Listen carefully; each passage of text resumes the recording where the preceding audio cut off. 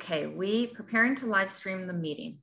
Okay, then I got to find you where I saw you and me on the screen.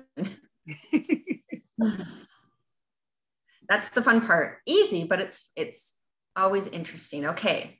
Oh, there you are. Okay. So we are live.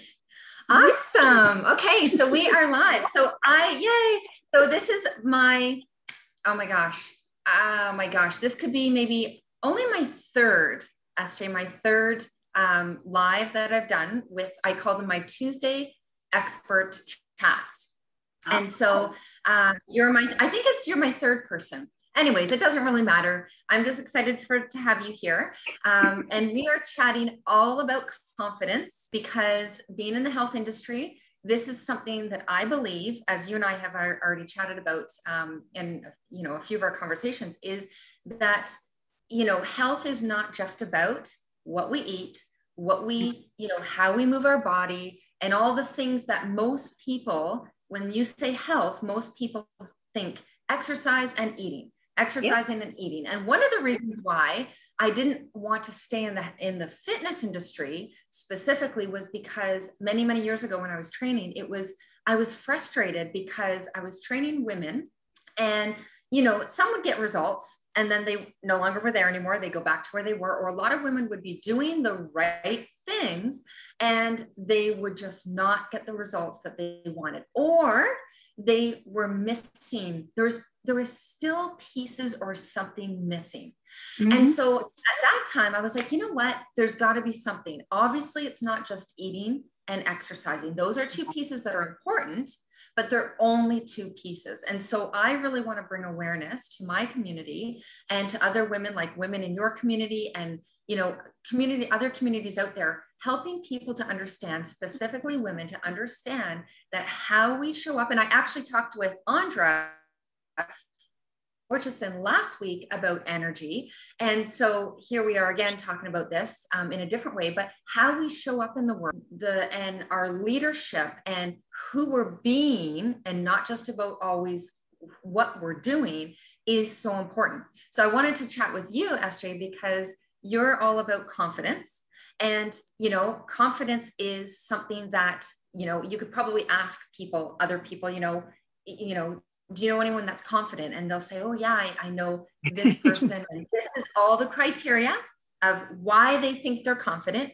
And then you ask a lot of women, how do you feel? Do you feel you're a confident woman? And a lot of women that the ones that come into my community initially, not all of them, but a lot of them that come in, they don't feel that they are the most confident version of themselves. And then I always challenge and I say that for you to grow in that confidence, that is going to impact the decisions you make when it comes to exercise, and when it comes to what you're putting in your mouth and how you're taking care of your body and what you're thinking, right? So I wanted to just have this, this 30-minute chat with you about, and 30 minutes goes by so fast, but I just really I never want it to be long, because I want women, humans, our attention span as every day goes by, it's done, gone. 30 seconds and we're done. So I really want women to take away, tips that they can start implementing, but I really want them to hear your story, because as we were chatting prior to me pushing record, and that I didn't even know in our conversations before, is where you actually came from. Number one, from saying where you're coming from in Alabama, and I guess you would call the projects, right? Like the inner city. Then finding yourself in the military, to now finding yourself as a confidence coach. And so women might look at you and say, well, or women like us who are really just stepping out in confidence to really help the women that are watching right now live and by recording. I want them to realize that it can be true for anyone. It doesn't matter. It's not like I said, it's not how you start, it's how you finish. So can you just share a little bit about, just a bit about what you told me prior, and then kind of move into military? Because I just want people to see the transition and where they can become, or where they can, where their journey can lead them. So go ahead. Well, first of all, I want to actually start off and say that this has been the happiest that I can say in the 38 years that I ever been on earth. And it came with a lot of work on me, not other people, and working relationships with yourself. And so coming up, I'm the oldest of 5. My mom and dad, they separated. So my mom married a military guy that was not a nice guy. And he did some very bad things to me, which caused a lot of childhood traumas. And so when you go through those traumas, you don't understand, because you want to understand, the universe, God, why am I so hated? Why was I created? And so I never could understand about me. So through life, adolescence, middle school, going into high school, I fought. Living in my neighborhood, that was all it was. It was drugs, just a bad way of living. We had to go there in order for my mom to start over. And so by doing so, I just adapted to my community. But in the back of my head, I was still that lost girl. Most people said she's different. So I was still a kid, even though I was a teenager, watching Barney, Baby Bop, all these little things, because I wanted to keep that kid spirit, even though I was growing, because I hadn't grown. I lost 4 years of my life doing all that sexual trauma. And so as I began to learning to tell the truth, the scariest thing in life is to tell the truth, but I did it. And at 11, I stood up and I went to school because John Walsh said something on TV, and I went to school and I told my counselor. That was the first time that I was actually true, not with just to myself, but no matter how much scrutiny I was under, how the court cases was, your family hating you or people not believing you, I still was true to myself. And throughout life, I still had to deal with that. And I finally had to go to night school, summer school, because I got put out in 9th grade for fighting. All the time, just fighting. I just wanted to fight at the world. But I went to night school, summer school, day school. I graduated on time, class of 2001. Decided to go to the military. Well, I didn't decide. I was like, I'm just going to take a year off. And my mom was like, no, if you stay here, you won't do anything. Remember what they say, you won't be anything. And so I was like, okay. And I was scared to death. Me leaving home, flying for the first time on an airplane, going somewhere with people telling you what to do. And I had never been away. And going into that, it was scary, but I was proud of myself because I was learning structure, balance, team effort, remembering why you're here, defending my country, being and building relationship with friends, something I didn't know how to do. I didn't know how to build relationships because I didn't know how to let people into love. Hell, I didn't love myself. And so over the time you go through, I went through more issues in the military, dealt with another trauma. And over the time, contemplating and attempting suicide in my lifetime, not one time, not 2 times, not 5 times, 7 times. Last year was the last time, April the 5th, 2020. And coming into this, getting married, having children, having other people's lives, I still was not seen. I still didn't understand life. I still didn't live authentically. I still lived in a bubble because I still had people maybe who are talking about me or the life or the lies or the person that said that, they're going to kill me because they got 20 years on their head. And I didn't understand. I still didn't know me. Who is this girl? I knew that I could create things and do things and inspire. I went to school. I got a master's in human development and leadership. I have a bachelor's in human services. I've always been an advocate because of my life, how I was. I knew that I needed to be a voice for other people to let them know, yes, you can. Why can't you? All my life, they told me I wasn't going to do, I'm not going to be, you're just going to be this. And I utilized those struggles and those heartaches to stand on them for a foundation, to build a foundation that one day I would understand my path to purpose. 35, I took one of the biggest steps in my life, dealing with stuff. You're not going to be able to keep your kids. Why? Because you battled this. Mental health is something that is big. And that's why I protect my energy. That's why I protect my mind space and have self-care, because having confidence in wealth and health and all of that, that's good. But you need a balance of it all. You can't just say, oh, I'm going to eat good and everything is going to be, I'm going to have the perfect body. No, your mindset, everything has to collide as one. And I didn't understand that until the day I decided, I said, you know what, I'm done. And people was like, you're going to leave. Yep. I left a 2 income household. I had to struggle. between paying marital debt, raising kids, and trying to figure out myself. I did it. I'm doing it. Women can still do it. It's hard. It's not easy. Nothing in life is easy. Yeah. But it comes with balance. And I'm telling you, the greatest goal, the greatest self-gratification is the moment that you realize that you did it on your divine purpose of your determination and your strength that you did not know you had, because I had wolves coming at me, but like, because you're bipolar, nobody's going to listen to you because, you know, you're crazy. I'm crazy. You have PTSD, so you're not going to be able to just be able to stand up. No, I had to learn me. I can be in a room, in a crowded room, but I learned how to project exits beforehand. I learned to understand my exit route if something happened.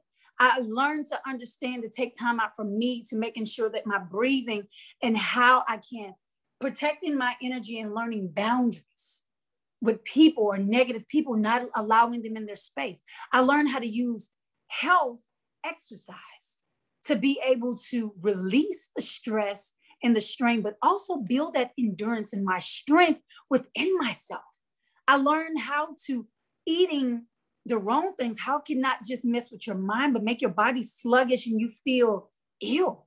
I have osteoarthritis of the spine, osteoporosis, anemic, all these things that I could just say, you know what, ball up and I quit. But why would I? Just because you have a divine thing that says that you battle with something doesn't mean that you give up, doesn't mean that you quit, doesn't mean that you stop fighting.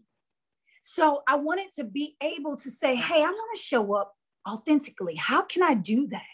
I had to make one of the biggest this year, another big step, and that was to go live on my own group to say, this is me.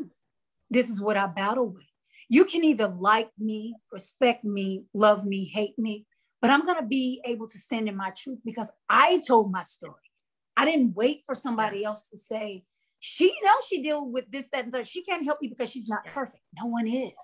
I want someone who's very transparent, who's been through that dirt and had that outcome to be able to say, this is me now, to be able to say that you can stand up. I'm a prime example for my children. They're so proud of me because they were there through the cries. My son was saying yesterday, we were walking in the store, Mommy, you remember when you used to walk like this and you were bigger? I was almost 300 pounds. 300, I was 262 with, steroids, medications, all this stuff. And I decided myself, I want something, but I don't want to be dependent. I don't want to, I have to find a different way. I want to be out of that box. I don't want to be boxable. So I decided to, if I'm going to stand up for me, I'm going to stand up for other women. I'm going to stand up for children. I'm going to be that voice to say, why can't you? And so when I say stand up authentically and confidently, it's not your beauty. I don't care nothing about Maybelline and doing that. We can all dress up and create a facade. But being able to clean up your inside, to be able to project outward, and being able to stand and hone in on the beauty aspect as well.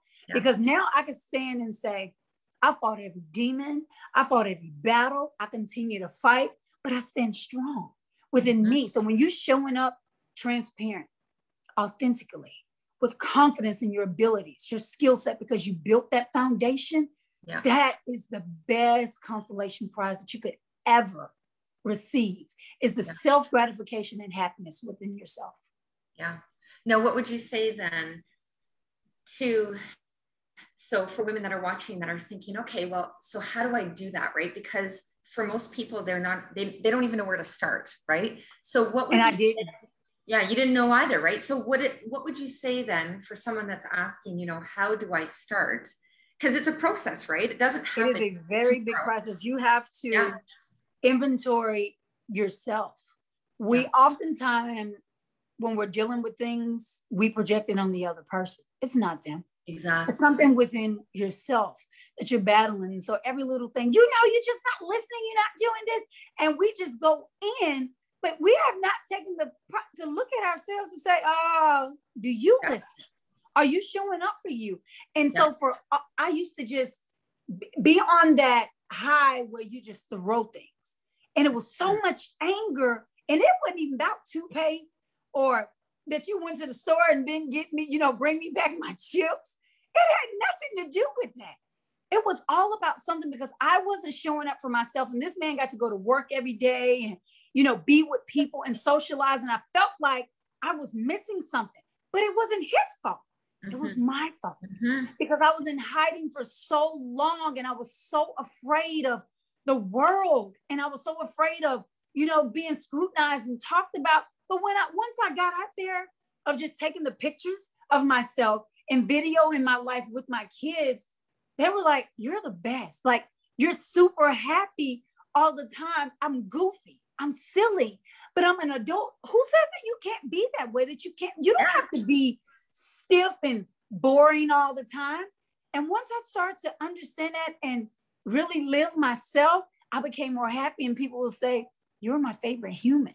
For I love to be able to see you with your kids because you're unapologetic. Like you just living life. You don't care about anything, but in the back of my head, like, yes, I do. It's like I did, but at the point I just pushed the buttons. Yeah. To be able, because it was just time. I wanted the work. I came out of hiding. I changed my name. I actually started taking pictures of I didn't take pictures. I've just been taking pictures for the last 3 years. I didn't take pictures, videos of my kids. I did, but of myself, I hated her. I didn't, because I didn't know who she was. I didn't know what she stood for. My degrees, like I told people, that was like, they're still in the big white envelope that they send you with the paper. It's still in there. People, I hid it because even though I was gaining the knowledge and understanding, I didn't want people always said I wouldn't be. How is it, like you said, how did you step out? How did you begin?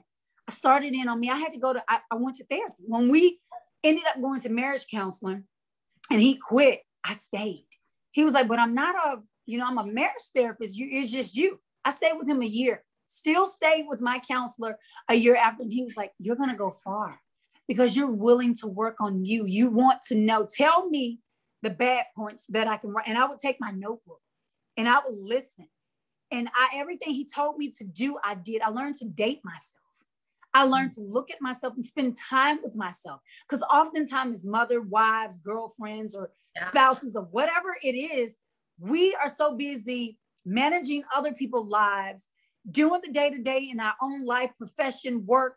We forget about ourselves. We come home, we take a shower, we go to bed, get up, do the same routine. But we forgot to take that little time, even if it's 15 minutes, to say, hi, Jessica. How are you? Yes. How are you feeling? Given that affirmations, I didn't understand I was like, affirmation, just talking to yourself. People always say that's crazy. So I was like, I'm not going to be talking. Now you can see me if I'm in the parking lot. I'm talking to myself or talking to other people. How you treat others is a reflection of yourself, of how you treat yourself. If you're talking bad about that person, it's so easy to do. You're doing it to yourself. Yeah. Gratitude, giving a kind word. Why are you not giving a kind word to other people? I see somebody in the store and I'm like, oh, I love the beautiful bag. Oh, you're so fierce today. Or, well, it's good to see you smiling. It is a beautiful day. And people be sometimes like, is she okay? Yeah. But I'm so happy that I found it. But the first thing that I tell women, you have to inventory and survey yourself. You have to say that you're open and willing to know that in and out. It's going to be some grimy parts in there, but you got to be willing to say, I'm going to stick with you. I'm going to stick with her. Finding somebody that is comfortable to talk about. Everybody you're not aligned with. Yeah. And for me, finding that. So when I have clients and when you have customers that just ask a question about whatever it is that you're selling, and I tell them, I may not be the right person for you, but there's somebody that you are aligned with. Find that, because we all need that support system. Yes, for sure. For sure. Yeah. I think, what jumps out at me is the fact that you were told, because this happens to a lot of people, told at school that, you're not going to do anything, all the negative stuff. We can either take responsibility, or we can just allow other people to tell us what will be. But it takes courage for us to say, you know what, just because they said, whoever they said that you're never going to do anything, you're never going to do whatever it is that's negative. If we allow that, because as children, when we're telling our kids this, whether you're a teacher telling your students this or a parent telling your kids this, they take that. Our words are powerful. So they take that, very much and so. and their confidence actually comes from what they're told when they're young. So then we get older, and you could have, and given what you've gone through in trauma, you could have, like a lot of people are in this world, keep that as your identity. And then, you die younger because, because of all the reasons that go along with that, because of your lack of confidence, the lack of belief in yourself, and all the decisions you make because of that, because it starts with what's going on. I made the choice not to quit. Yeah. And oftentimes when you're faced with it, against the wall, even the times that, you're trying to commit suicide, and back then you were like, people don't do that. Who believes that? Why would people even do? But until you're faced with something where you actually attempt something like that, that's a totally different realm of thought. Yeah. When you're completely in that mindset. But it was something else in the back of my head. My mom, the foundation, through it all, she built the foundation. We have a spiritual foundation. And I never understood it. I was like, we go to church all the time. I'm so tired of going to church. Go to church on Wednesday. We go to church on Friday, Saturday, Sunday. It's like, we just go to church. But I'm so thankful now, because without that foundation of understanding that there's a higher being somewhere else, and there is purpose of why we were put here, I would have been lost. So it always stuck in the back of my head, and you sitting there and you're like, well, just give me a reason. You keep making me be here. And after my mom died at 23, after the first attempt, you saved me, but then you took her. I could not understand that. I'm a motherless child of the oldest of 5. What am I supposed to do? And we battled that thing out.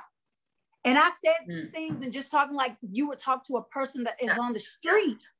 And the purpose was like, your mission is not done. And in my friend's book that I have, Strength and Courage, she actually has that on. She wrote it a couple of years ago, and she wanted me to actually do a part in there. And it was like, my happiness is my tragedy. And it gave a snippet of my life. And so I wrote in there, and I did convey everything then. I think that was 2019, because I had to speak in April. And that was the first time that I actually stood up in a room full of, people, but they were family and friends. So it was a little easier versus social media, the world, where it's a different platform. And my sister came to see me speak, and she's a social worker, and she's 14 months younger than me.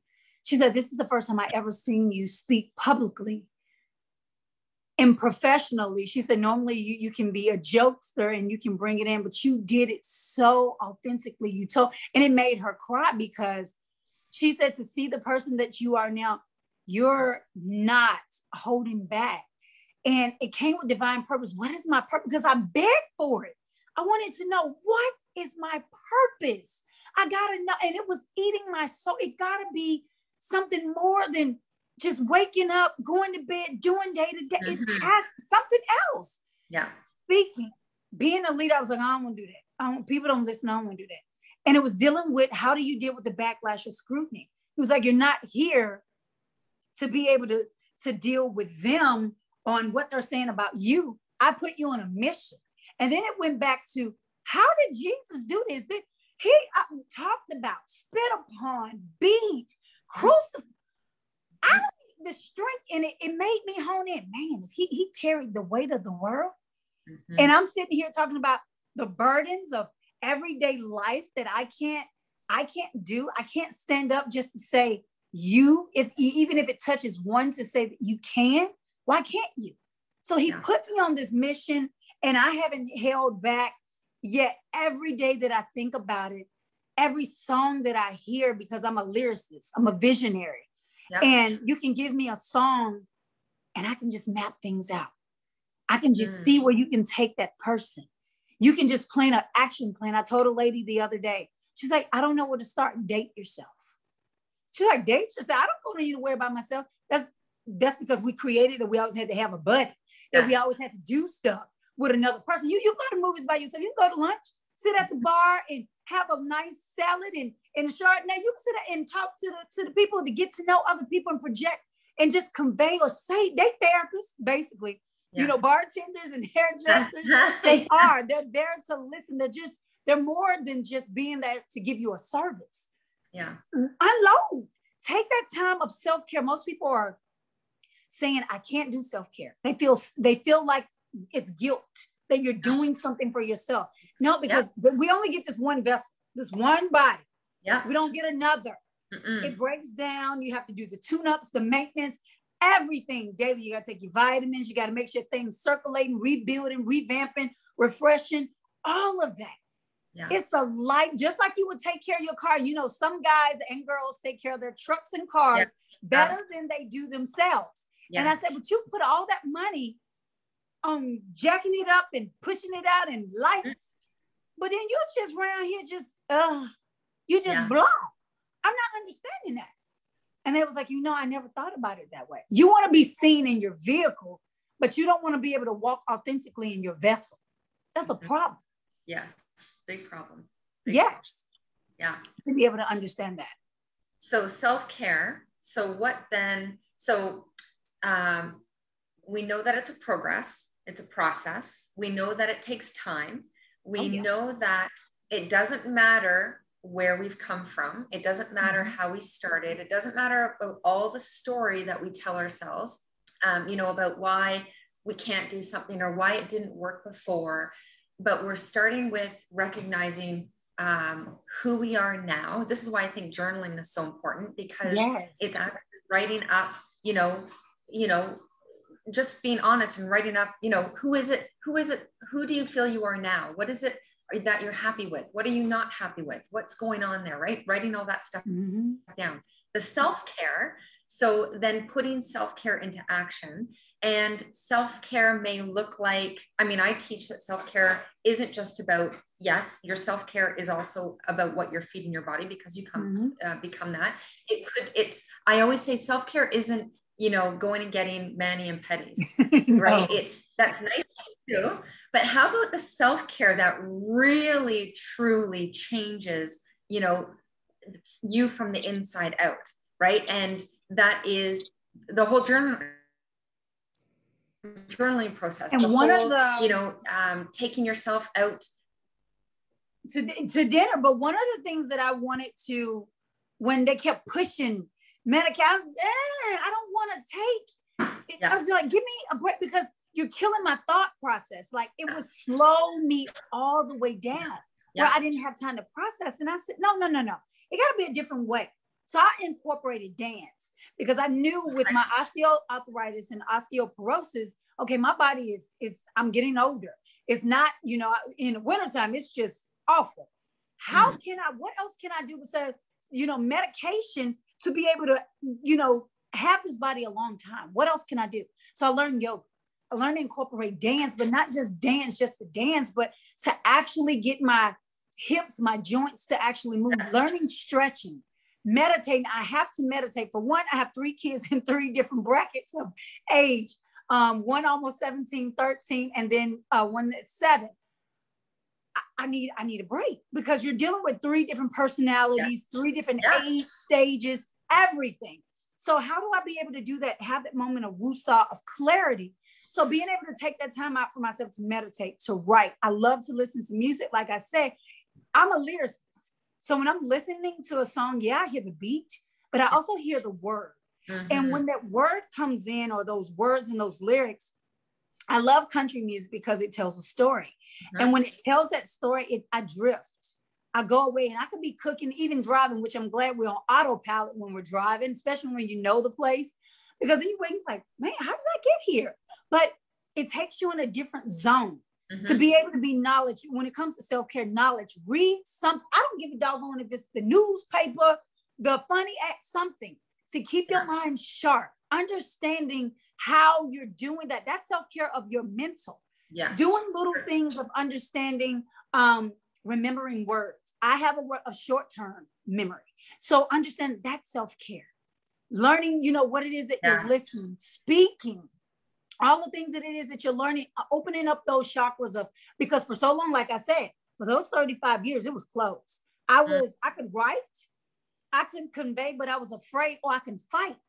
But I didn't want to do that no more. I was like, I really want to be able to open up and tell you, you made me mad because of, or Yes. I'm upset and feel hurt because you didn't do. So Yeah. understanding that part is emotion. That's another self-care. Because if you keep that junk bottled up, yeah. oh my God, the stress, the tension, the Yeah. hurt, the Yeah. body, people are not understanding that. You got to get that mess out. Just like if you got a bad toxin and you got the vomit, you got to get it out in order to release. That's the same thing with hurt. That's the same thing if you got a good thing to say or how somebody treated you, all of that. So your mental health, self-care, your emotional self-care, your physical self-care. Of course, when you want to get your nails and you want to get your pedis done, that is almost like rewarding yourself to be able to say, you know what, I deserve, because you did what? You started to take care of yourself. You wanted to be able to relax. You only relax when you have set out and did and completed your task at hand. It's not to say, oh, I done sat here for, for 2 years and I ain't did, and I'm just going to do, no. So making yourself sharp, knowledge enough, understanding, conveying, learning how to speak and communicate. When people think, oh, I can talk, no, because you got to listen. That's another form of communication. Effective communication, you have to listen and you have to be able to convey the effective way. Being able to get all of that out, even with my kids. I have, like I said, I have one that came in here last week and I picked him up. He was like, I just want to talk to you later. And I was like, well, what's wrong? So, Mama Bear, it's like something didn't happen. And a guy said something at school to him on the football team. It was like, why are you here? Because he had a concussion the week before. So he was out a week. Why are you here? You're worthless. You're nothing. You're not going to do anything. My son eventually got out there to come back to train, right? And the guy said it before training. He ended up flipping the other guy who was 315 pounds. Wow.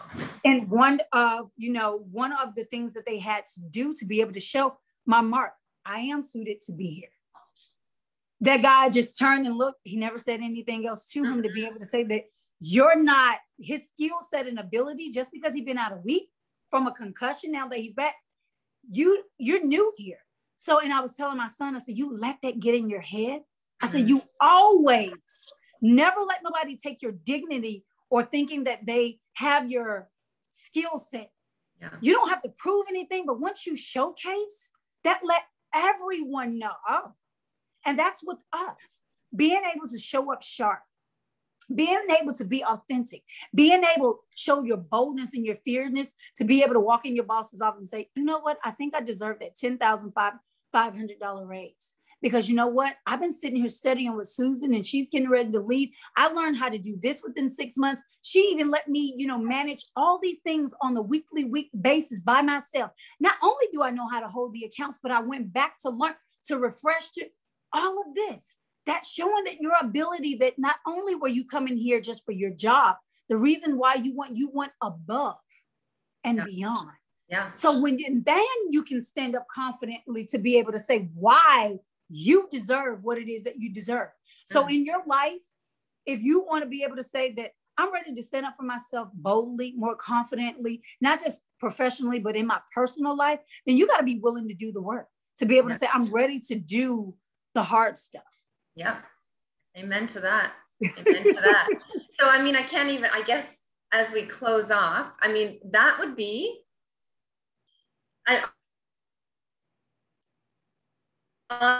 honestly, like, that's what the question I was going to ask you is, what is the last thing that you would say to close it out with to women in terms of what they need to do to show up confidently? I would say that would be it. You got to show up to do the work. And I think that is where people are scared away, but nothing worthwhile comes easy. Yeah.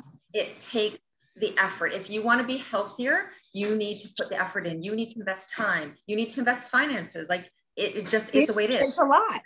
Think about it. I often tell women, they was like, well, I don't have time to show up for myself, but you have time to show up in a relationship, a new relationship that you want to be able to project on. You have no clue about this person at all, but you're going to give your time, money, and energy to them to be able to see it through, to see if it works. But for yourself, you're not willing to do the same. Yeah. And so I made that decision. I'm not going to show up in a relationship as of yet. I'm not ready to date because guess what? I'm still working on me. I want to be able to say, lay it out flat. This is what I deal with. This is what I battle, but this is what I overcame, and this is what I conquered. Now I want to be able for you to join me hand in hand in this one thing called life of happiness. I have self happiness. I just want you to be that extension of that. Yes. So I tell women, think about it like that. If you can show up in everybody else's life effectively, you need to take the step. Yeah. Willing to open up and be open and say, I'm willing to work on me. Yes. Yeah. Yeah, absolutely. Absolutely. So that's awesome. So, well, we should probably have another chat at some point because this conversation really is endless. I think really, to be honest, anything to do with yourself and personal growth, Yes. and, I'm feeling led to talk more about leadership, just leadership in terms of women, because many women don't see themselves as leaders, but we really are leaders. Women may not be leaders like how you and I are leading, say, a community, or this is what we do for dating. But mothers are leaders, right? Yes. Women are leaders. So we're going to have to chat more about leadership, and I'm sure confidence comes up again because it always does. It everywhere. Always does. Yeah. It's not just most people like, oh no, I have confidence. I'm like, in confidence in what? I'm beautiful. No, that's not what confidence exactly is. Yes. So we need to have young people on, right? Like you think about social media nowadays. Yes. I mean, it's with social media, this is the problem. I love social media because I wouldn't have met you if it wasn't for social media. I've met women all over the globe because of social media. But the problem is, and I think about my kids that are 18, 16, and 12 on social media, like their platforms. And thankfully, they know who they are. They are confident. And there's a difference between confident and coming out, confident and humble versus the opposite, right? And so, we look at social media, we look at the people on social media, and it always seems like their life, those on social media that we're watching, their life is just more than probably what it really is. And it's not, and that's the thing that's the part that I don't like, because everybody's not authentic. Exactly. And they're showing up with, it's about how you look and and it's not real, right? So I always, especially tell my daughters, the 12 and the 18-year-old, and I always remind them of that. And they recognize it because they're the ones that will show me things. But I think that young people need to recognize that. And this is why I think that we also need to be real on social media and let people see, like, just because you look a certain way in a workout outfit or, a bikini, but that's not truly who you are. It's not. And just being that's why I love the fact, like when it does the stories and people say, like, you're a real person, like you're really the person that you are when I meet you in person. Yes. Yeah, because I'm silly with my kids. Yes. I'm going to run around. I'm going to do whatever it is that I want to do. I change my hair often. Yes. And you see me with no makeup on. I don't wear makeup during all of this different, stuff where, you don't have to be glammed up all times of the day. That's not me, because I'm a mom. Just like I'm going to school in just a few minutes to get my son. He's going to take his driver's test today at 2:00. So just being able to do, I'm a mom and I'm still a leader throughout the day. I don't have to put my suits, don't make me. My pumps don't make me. Yes. I put on tennis shoes. I can go into Lowe's like I was working on the kids' room, a t-shirt, sweatpants, anything. Yeah. But being able to be that same person and project either way, it is the best feeling in the world to be me. It's nothing I have to hide. Yeah. I feel free. You feel freedom like a butterfly. You went through that cocoon process. Yeah. And now you're just beautiful. And look at the different colors of it. Mm-hmm. You don't know how, or what you're swimming up in there, what the colors is going to be. And so like, I learned that last year that I'm a green personality. Okay. And I was like, oh. And I learned my aura. I studied myself. That's why I went back to get that certification a couple of months ago from Yale, the science of well-being. I love humans. I want to know those stages of growth. Yeah. Because it's not just about the outside. This is going to plemish. This is going to sink. This is going to sag. But even though I moisturize and do with my brain, I want to be able to make it stronger every day. Yes. Yeah. And that's the key of keeping that mental capacity. That's self-care. Yeah. Yes. Yeah. Yeah. It's awesome. It's awesome. Yeah. Well, thank you for being you, Patty. I love doing this stuff. Yes, and it actually gets you the way to really understand and know the next person. Being able to just have those conversations, something that our social networking just outward has been, was taken away. And it's good. Now we get to be in Japan and be in Canada and be all over the world, any time of day. So it's great. It's a great feeling. Awesome. So thank you. Yes. So thank you for saying yes. And we will definitely do this again. So I'll stay tuned with me, guys, until next Tuesday when we have our next expert talk. All right. Let me hold on one second. I'm going to stop.